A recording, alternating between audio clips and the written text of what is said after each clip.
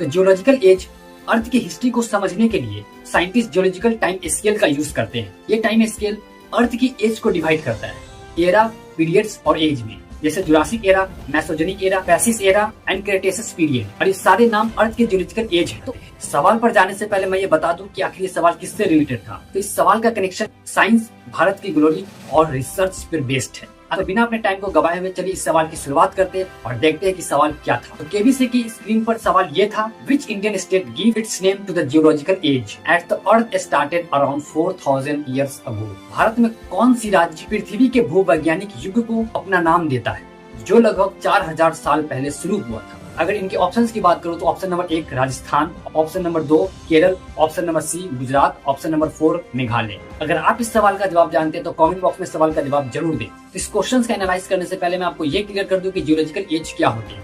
तो आइए पहले हम जियोलॉजिकल एज को समझते हैं। तो जियोलॉजिकल एज अर्थ की हिस्ट्री को समझने के लिए साइंटिस्ट जियोलॉजिकल टाइम स्केल का यूज करते हैं। ये टाइम स्केल अर्थ की एज को डिवाइड करता है एरा, पीरियड्स और एज में, जैसे जुरासिक एरा, मेसोजेनिक एरा, पैसिस एरा एंड क्रेटेसिस पीरियड। और ये सारे नाम अर्थ के जियोलॉजिकल एज है। तो उम्मीद करता हूँ कि आपको ये चीज समझ में आ गई होगी तो अर्थ की जियोलॉजिकल एज किसे कहते हैं।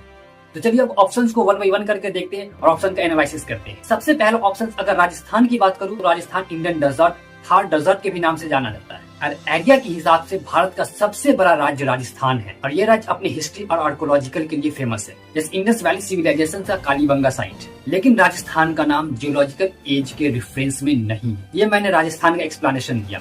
अब अगर ऑप्शन नंबर 2 की बात करूं दैट इज केरल। अगर केरल के बारे में ये तो केरल एक कोस्टल स्टेट है जो कि बायोडाइवर्सिटी एंड ट्रॉपिकल के लिए मशहूर है और यहाँ की बैक वाटर और वेस्टर्न घाट को यूनेस्को में वर्ल्ड हेरिटेज साइट भी बनाया है। अब अगर बात करूं option number 3 that is Gujarat, तो गुजरात में काफी आर्कोलॉजिकल साइट्स है।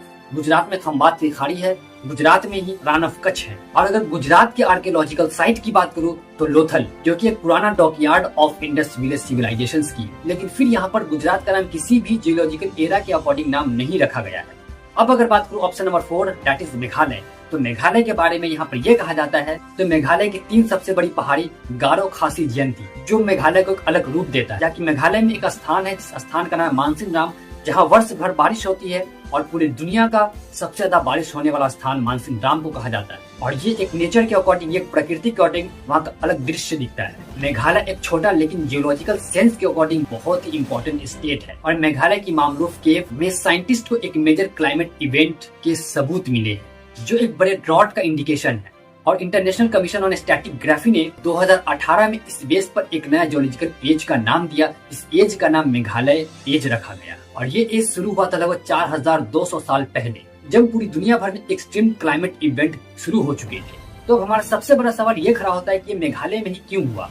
तो आइए इन सवाल को भी हम लोग डील करते हैं कि जैसे भी मैंने थोड़ी देर पहले ये बताया कि मेघालय की मामरूफ केव में साइंटिस्ट को मेजर क्लाइमेट इवेंट का सबूत मिलता है। इसमें मिले स्टेलग्माइट जो गुफा की छत से लटके फॉर्मेशन ने दिखाया एक क्लाइमेट चेंज इवेंट जो दुनिया भर के साथ भारत के मेघालय में भी हुआ। इसी कारण से इस स्टेट्स को मेघालय एरा कहा जाता है। तो मैंने ऑप्शंस के अकॉर्डिंग 1 बाय 1 डील किया क्योंकि ये क्वेश्चंस रिसर्च बेस्ड पर थी, इंडिया की ग्लोरी पर थी। तो अगर मैं अपनी तरफ से मानूं तो ये क्वेश्चन यूपीएससी के लेवल की थी। अगर आपको इस सवाल का जवाब पहले से मालूम था तो कमेंट बॉक्स में यस लिख के जरूर बताएं। और डील करने के बाद अब आप कितना कॉन्फिडेंस फील कर रहे हैं इस सवाल को लेकर, आप ये भी कमेंट बॉक्स में जरूर बताएं। और इस क्वेश्चन का रेटिंग आप क्या देना चाहेंगे। और मैंने जो 1 बाय 1 करके तमाम एक्सप्लेनेशंस दिया और जियोलॉजिकल एज के बारे में बताया और 4200 साल पहले की जो मैंने कहानी बताई, आप इन सभी को लेकर क्या सोचते हैं अपनी राय कमेंट बॉक्स में जरूर दें। फिर मिलते हैं नेक्स्ट एपिसोड में नेक्स्ट कंटेंट के साथ, तब तक के लिए जय हिंद।